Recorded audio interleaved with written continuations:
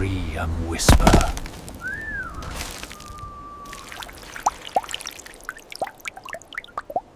राहुल पटना में नया नया जॉब करने आया था। एक छोटे से शहर से आया हुआ राहुल बड़े सपनों के साथ यहां पहुंचा था, लेकिन सबसे बड़ी समस्या थी रहने की जगह। कई दिनों तक सस्ता रूम ढूंढने के बाद उसे एक पुरानी बिल्डिंग में कमरा 302 मिल गया। जैसे ही राहुल ने फ्लैट देखा, उसे अंदर आते ही एक अजीब सा एहसास हुआ। दीवारों पर पुराने काले धब्बे, कोनों में जमी धूल और टूटी हुई खिड़की जो हवा चलने पर अपने आप हिलती थी। पूरा कमरा जैसे लंबे समय से खाली पड़ा हो। राहुल कुछ पल के लिए रुक गया। उसे लगा कि इस जगह में कुछ ठीक नहीं है, लेकिन उसके पास इतना पैसा नहीं था कि वो कोई अच्छा फ्लैट ले सके।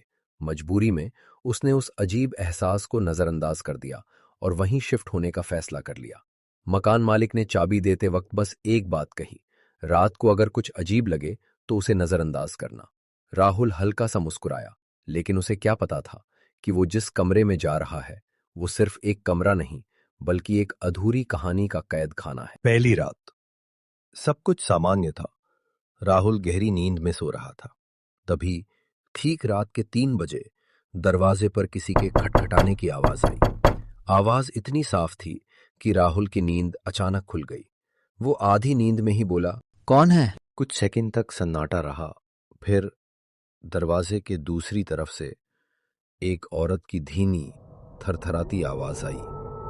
बेटा, दरवाजा खोलो, मुझे बहुत प्यास लगी है, थोड़ा पानी दे दो।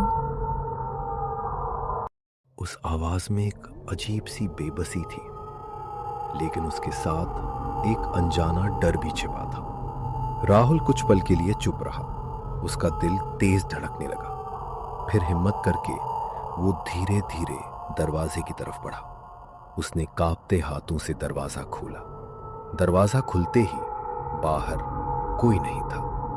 खाली कॉरिडोर, हल्की हल्की टिमटिमाती लाइट और एक ठंडी हवा का झोंका। राहुल के शरीर में सिहरन दौड़ गई। उसे साफ महसूस हुआ कि कोई अभी भी उसके आसपास मौजूद है, लेकिन दिखाई नहीं दे रहा। वापस जैसे ही मुड़ा, उसे महसूस हुआ कि कमरे में कोई और भी है, लेकिन उसने इसे थकान समझकर नजरअंदाज कर दिया। अगली रात राहुल बाथरूम में गया और जैसे ही उसने आईने में देखा, उसे अपने पीछे एक लड़की खड़ी नजर आई। राहुल ने तुरंत पीछे मुड़कर देखा, लेकिन वहां कोई नहीं था। अब डर धीरे धीरे उसके अंदर घर करने लगा था। अब राहुल का डर बढ़ता जा रहा था। अगले दिन उसने तय किया कि वो इस कमरे के बारे में सच्चाई पता करेगा। वो अपने फ्लोर के पड़ोसियों के पास गया। जैसे ही उसने दरवाजा खटखटाया, अंदर से हल्की सी हलचल सुनाई दी, लेकिन किसी ने दरवाजा नहीं खोला। राहुल ने फिर से आवाज लगाई, हेलो, मुझे आपसे कुछ पूछना है। अंदर से कदमों की आवाज आई, लेकिन अगले ही पल सब कुछ शांत हो गया, जैसे कोई जानबूझकर जवाब नहीं देना चाहता। राहुल दूसरे फ्लैट के पास गया। वहां भी जैसे ही उसने दरवाजा खटखटाया, अंदर की लाइट अचानक बंद हो गई और कुछ सेकंड बाद पूरा फ्लोर सन्नाटे में डूब गया। अब यह सिर्फ संयोग नहीं था। जिससे भी वो बात करने की कोशिश करता, सब अपने अपने घरों में छिप जाते थे। कोई भी राहुल से बात नहीं करना चाहता था, जैसे सबको इस कमरे का सच पता हो, लेकिन कोई भी उसे बताना नहीं चाहता। आखिरकार नीचे जाते वक्त उसे एक बूढ़ा आदमी मिला, जिसने डरते डरते बस इतना कहा, कमरा 302, छोड़ दो बेटा, वो कमरा किसी को अपने पास ज्यादा दिन नहीं रखता। ये सुनकर राहुल के पैरों तले जमीन खिसक गई। अब उसे समझ आने लगा था कि ये सिर्फ एक कमरा नहीं, बल्कि एक ऐसा राज है जो किसी को जाने नहीं देता। उसने तय कर लिया कि वो इस कमरे की सच्चाई जानकर ही रहेगा। उस रात वो कमरे के हर कोने को ध्यान से देखने लगा। अचानक उसे बिस्तर के नीचे कुछ पुराना सा दिखा, एक धूल से भरी पुरानी डायरी। राहुल ने धीरे धीरे उसे उठाया और कांपते हाथों से खोलकर पढ़ना शुरू किया। पहले पन्ने पर लिखा था, मेरा नाम सजना है और आज मैं बहुत खुश हूं क्योंकि मैं प्रेग्नेंट हूं। आज मैं अनिल को ये खुशखबरी दूंगी। राहुल की सांसें तेज हो गईं। उसने अगला पन्ना पलटा। आज अनिल ऑफिस से आया। मैंने उसे सरप्राइज दिया, लेकिन वो खुश नहीं हुआ। उसने कहा, बेबी अभी करियर भी सेट नहीं हुआ, हम ये बच्चा भी नहीं रख सकते। तुम्हें पता है मैं तुमसे बहुत प्यार करता हूँ, हम बच्चा बाद में भी कर सकते। राहुल की आंखें फैल गईं।